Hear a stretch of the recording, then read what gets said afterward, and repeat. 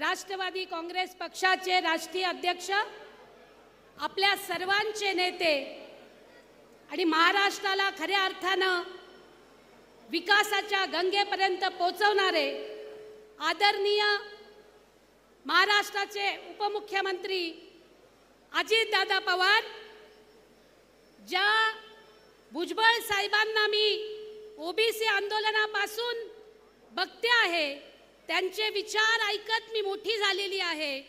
फुले शाहू आंबेडकरांचे विचार ज्यांनी आमच्यामध्ये रुजवलेत, आणि म्हणून भुजबळ साहेब, तुम्हाला आठवत असेल की ह्याच जळगाव जिल्ह्यामध्ये आपण ओबीसींचं एक मोठा संमेलन घेतलं होतं।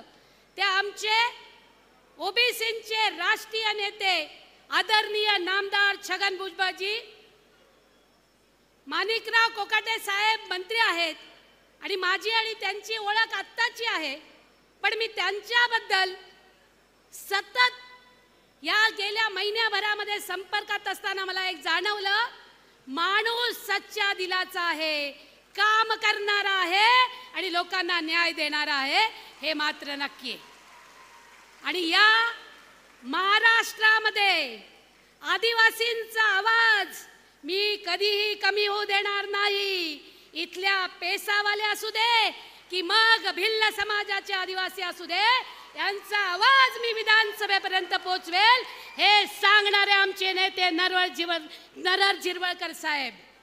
आणि या जळगाव जिल्ह्यामध्येच नव्हे तर खानदेशमध्ये नवचैतन्य निर्माण करणारे, आपल्या सगळ्यांच्या मागे अतिशय खंबीरपणे उभे राहणारे राष्ट्रीय काँग्रेस पक्षाचे उपाध्यक्ष, खानदेशचे प्रभारी आणि आमचे नेते आमदार अनिलदादा पाटील, या सर्वांचं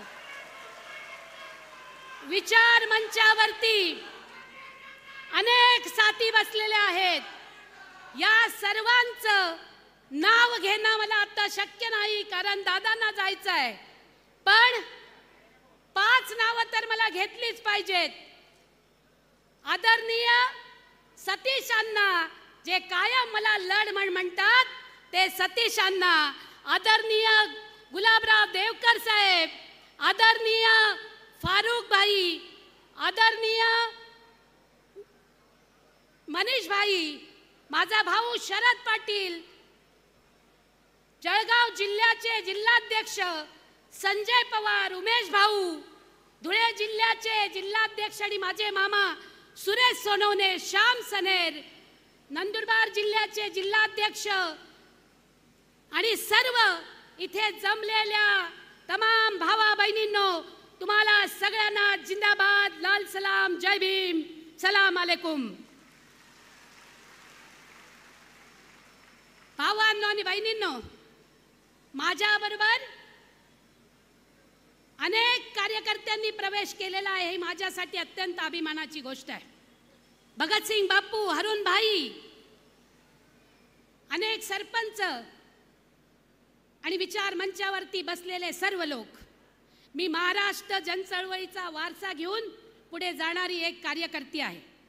जल जंगल जमिनीच्या मुद्द्यावरती संघर्ष करणारी, महात्मा फुले, राजऋषी शाहू महाराजांचा समतेचा विचार, महात्मा गांधींचा अहिंसेचा विचार आणि डॉक्टर बाबासाहेब आंबेडकरांचं संविधान प्रमाण मानत मी आतापर्यंत समाजकारण केलं आणि यापुढे पण राजकारण या विचारांच्या आधारावरच मी करणार आहे, हे ठामपणे मी तुम्हाला सगळ्यांना सांगते आहे।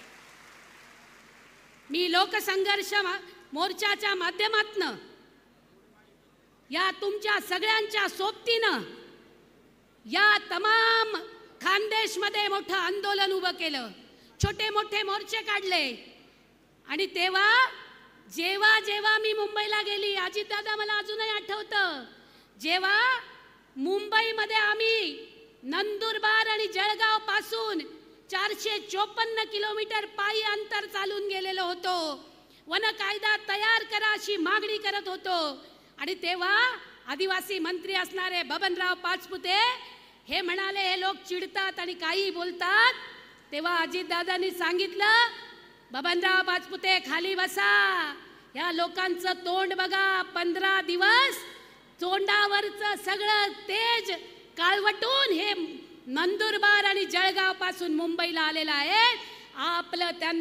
त्यांचं आपल्याला ऐकावं लागेल असा म्हणणारा माझा नेता आहे आणि म्हणून मी राष्ट्रवादी काँग्रेस पक्षामध्ये प्रवेश केलेला आहे. भावांनो आणि बहिणींनो, मी तुम्हाला सांगू इच्छिते, आज नुसता पक्ष प्रवेश सोहळा केलेला नाही, तर पक्ष प्रवेश सोहळ्याच्या बरोबरीनं समृद्ध खानदेशचा विकास हा नाराही आपण इथे घेतलेला आहे. आणि म्हणून दादासाहेब, मी आपल्याला सांगू इच्छिते, या खानदेशमध्ये नर्मदा आहे, तापी आहे, गिरणा आहे, पण या खानदेशचा पाण्याचा अनुशेष फार मोठा आहे. या खानदेशमध्ये नंदुरबार, धुळे, जळगाव जिल्हा येतो. हा नंदुरबार जिल्हा विकासामध्ये नीती आयोगाने सांगितल्याप्रमाणे सर्वात गरीब जिल्हा आहे. आणि त्याच्यानंतर महाराष्ट्रामधला दुसरा सगळ्यात गरीब जिल्हा हा धुळे जिल्हा आहे. ज्या जळगाव जिल्ह्यामध्ये आपण बसलो आहोत, ही तमाम जनता ज्या जळगाव जिल्ह्यामधून आलेली आहे, विकासामध्ये त्यांचाही नंबर 7वा येतो आहे. आणि म्हणून दादा, आम्ही आपल्याला अत्यंत नम्रपणे विनंती करू इच्छितो की आम्हाला उत्तर महाराष्ट्र वैधानिक विकास महामंडळाची स्थापना करून द्या आणि त्यातही खानदेशचा विकासाचं वेगळं महामंडळ आम्हाला हवं आहे, कारण आमचा विकासाचा अनुशेष अत्यंत अजूनही मागे आहे. दादा, आमची दुसरी मागणी आहे. या जळगाव जिल्ह्यामध्ये इथली मुलं जर तुम्ही बघितली, जळगाववरून उडणारं चेन्नईला जाणारं विमान, जळगाववरून गोव्याला जाणारं विमान, जळगाववरून पुण्याला जाणारं विमान हे भरभरून जातं आयटीच्या मुलांकडून. कारण इथली मुलं आयटी शिकली, प्रचंड त्यांनी मेहनत केली, पण इथे आयटी हब नसल्यामुळे त्यांना नोकरी करण्यासाठी वेगवेगळ्या ठिकाणी जावं लागतं. मला विश्वास आहे, राष्ट्रवादी काँग्रेस पक्षाचे आमचे राष्ट्रीय नेते अजितदादा ह्या जळगाव जिल्ह्यामध्ये आम्हाला औद्योगिकीकरण आणून देतील आणि आमचा भरघोस विकास करतील, हाही विश्वास आम्हाला आहे. आम्हाला विश्वास आहे. दादा, इथे दीपनगरचे लोक आलेले आहेत, प्रचंड त्यांना भोगावं लागतं, केळी त्यांचं पीक नष्ट होतं. या दीपनगर मधल्या राखेवरती 20% त्यांचा अधिकार असला पाहिजे. आणि त्यासाठी मी विनंती करेल दादा की एक धोरण आपल्याला आखावं लागेल. इथे राजकारण होत आहे आणि 20% ऐवजी 300 किलोमीटरच्या लोकांना ते देऊन वेगळं राजकारण केलं जात आहे. आपल्याला हे समाजकारण करायचं आहे. आणि ही जनता इथे जी आलेली आहे, ही जनता आदिवासींच्या वन हक्क कायद्याच्या संदर्भामध्ये इथे आपल्याकडे मोठी आस लावून बसलेली आहे. आमची विनंती आहे, दिल्लीमध्ये कायदा बनला दादा, तेव्हा आपणही सत्तेमध्ये वाटा होता आपला आणि कायदा बनवताना आपलाही पुढाकार होता. त्यामध्ये म्हटलं गेलं की आदिवासींवरती ऐतिहासिक अन्याय झालेला आहे आणि तो दूर करण्यासाठी हा कायदा बनवला जातो आहे. पण अजूनही कायदा बनला, प्रशासन अजूनही आम्हाला न्याय देत नाही. आणि म्हणून ज्याच्या ताब्यामध्ये जमीन आहे, कसेल त्याची जमीन आणि राहील त्याचे घर, या न्यायाप्रमाणे आम्हाला जमिनीचा मालकी हक्क दिला गेला पाहिजे. ही मागणी पण आम्ही तुमच्या समोर मांडतो आहोत दादा. हिची आम्हाला प्रचंड ही मागणी आमची आहे.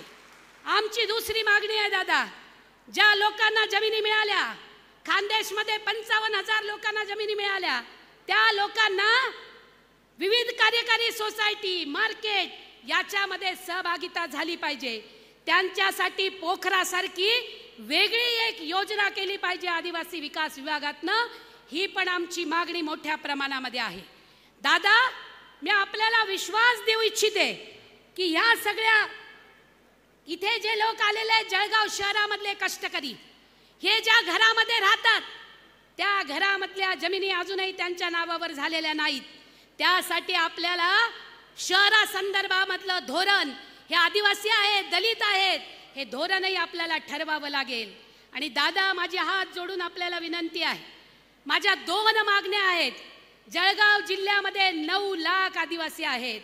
आणि यावल कार्यालय एका कोपऱ्याला होतं. चोपडा, रावेर, तिकडे मुक्ताईनगर, भुसावळ यांच्यासाठी ते कार्यालय असू द्या, पण एरंडोल, धरणगाव, चाळीसगाव ह्या लोकांसाठी एरंडोलला कार्यालय झालं पाहिजे. पीओ कार्यालय ही एक आमची प्रमुख मागणी आहे आणि ती घेऊन आज आम्ही आपल्या समोर आलेलो आहोत. आणि दादा, शेवटचं एवढंच सांगू इच्छिते, निवडणुका आल्या की भोळ्या भाबड्या आदिवासींच्या सोबत राजकारण केलं जातं. या जिल्ह्यामध्ये भगवान एकलव्यांच्या मूर्त्या वाटल्या गेल्या आणि आता त्यांना पुतळा संबंधून त्या मूर्त्या गावामध्ये लावायला विरोध केला जातो आहे. माझी विनंती आहे की या संदर्भामध्ये भगवान एकलव्य हे काही पुतळ्या नाही, ही मूर्ती आहे, हे आमच्यासाठी देवाच्या जागेवर आहेत आणि म्हणून त्या मूर्त्या लावण्याचा आग्रह आम्ही आपल्याकडे करतो आहोत. आपण ह्या न्यायपूर्ण मागण्या कराल. दादांकडे आपल्याला खूप मागायचं आहे, आपण मागायलाच आलेलो आहोत. दादा, आमची झोळी कायम पुढेच असते, आम्ही झोळी कायम पसरवणारच आहोत. इथला ओबीसी, इथला शेतकरी, कोरडवाहू शेतकरी यांचे अनेक प्रश्न आहेत. मला अनेक खालून आवाज येतोय, गिरणा बलून बंधाराच्या बाबतीमध्ये पण निर्णय घ्यायला सांगा. आणि म्हणून आज दादा एवढंच सांगतो आहोत, आम्ही ह्या जळगाव जिल्ह्यातच नव्हे तर राष्ट्रवादी काँग्रेस पक्षाचे युवा नेते, राष्ट्रवादी काँग्रेस पक्षाचे 3 जिल्ह्याचे जिल्हाध्यक्ष, राष्ट्रवादी काँग्रेस पक्षाच्या 3 जिल्ह्यांच्या महिला अध्यक्ष, युवती अध्यक्ष हे सगळे खूप छान काम करतात. त्यांच्या सोबत खांद्याला खांदा लावून आदरणीय अनिल दादांच्या नेतृत्वामध्ये आम्ही येणाऱ्या स्थानिक स्वराज्य संस्थांमध्ये नक्की आमचा ठसा उमटवू आणि राष्ट्रवादी काँग्रेस पक्षाचं घड्याळ उंच केल्याशिवाय राहणार नाहीत, हा विश्वास आम्ही आपल्याला देतो. आणि दादा, आपण, मला अनेक जण म्हणतायत मी 2800 किलोमीटर कन्याकुमारी पासून काश्मीर पर्यंत आदरणीय राहुल गांधींच्या नेतृत्वामध्ये 5 महिने पायी चालली. मी त्यांच्याबरोबर इथे जळगाव जामोदमध्ये महिलांचा मेळावा घेतला. मला अतिशय नम्रपणे सांगावंसं वाटतं की मी जी अपेक्षा घेऊन भारतीय राष्ट्रीय काँग्रेस पक्षामध्ये गेली होती, राहुल गांधी अशी ते सच्चा मनाचा माणूस आहे, पण महाराष्ट्राची काँग्रेस ही कोणालाही काम करू देत नाही, त्यांचे पाय ओढतात. आणि म्हणून विकासाचं राजकारण करायला, शाहू फुले आंबेडकरांचं, छत्रपती शिवाजी महाराजांचं राजकारण करायला मी आदरणीय अजितदादा पवार यांचा राष्ट्रवादी काँग्रेस पक्षाचा झेंडा माझ्या लोकसंघर्ष मोर्चाच्या असंख्य कार्यकर्त्यांच्या सह हातामध्ये घेतलेला आहे आणि मला त्याचा प्रचंड अभिमान आहे. कारण गुजरात मधल्या 9 जिल्ह्यांमध्ये, महाराष्ट्रामधल्या औरंगाबाद, बुलढाणा पासून खानदेश मधल्या सर्व जिल्ह्यांमध्ये, मध्य प्रदेश मधल्या संघटनांमध्ये दादा मी 23 मीटिंगा घेतल्या आणि मग हा निर्णय घेतला की भारतीय राष्ट्रीय काँग्रेस पक्ष जर सोडायचा असेल आणि आता नुसतं समाजकारण करून चालणार नाही, जर खऱ्या अर्थानं शेवटच्या माणसाचा प्रश्न सोडवायचा असेल तर विकासाचं राजकारण केलं पाहिजे आणि संसदबाह्य राजकारणाच्या पलीकडे पक्षीय सत्तेचं राजकारण केलं पाहिजे. आणि म्हणून आम्ही सर्वजण मोठ्या आशेनं तुमचा आशीर्वाद घेऊन राष्ट्रवादी काँग्रेस पक्षामध्ये आलेलो आहोत. आपण आम्हाला न्याय द्याल, आम्हाला आपण सोबत घ्याल, ही अपेक्षा, हा विश्वास मला आहे.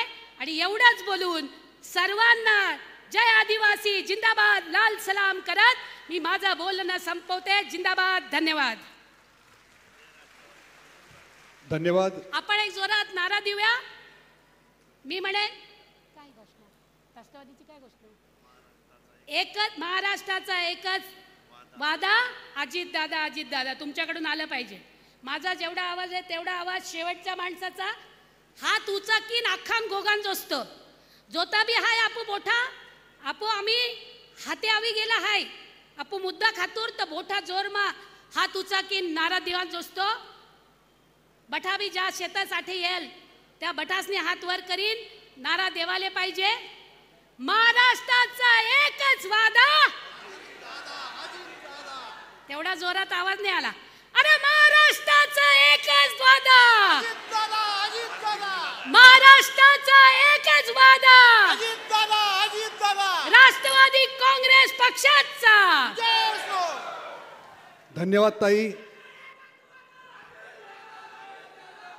आपण सगळेच अजितदादांच्या नेतृत्वाखाली काम करत आहोत आणि दाईंचा पक्षप्रवेश सोहळा झालाय. ताईंनी या ठिकाणी मनोगत व्यक्त केलं. यानंतर आदिवासींचे नेते असलेले नामदार नरहरी झिरवळ साहेब या ठिकाणी आपलं मनोगत व्यक्त करतील.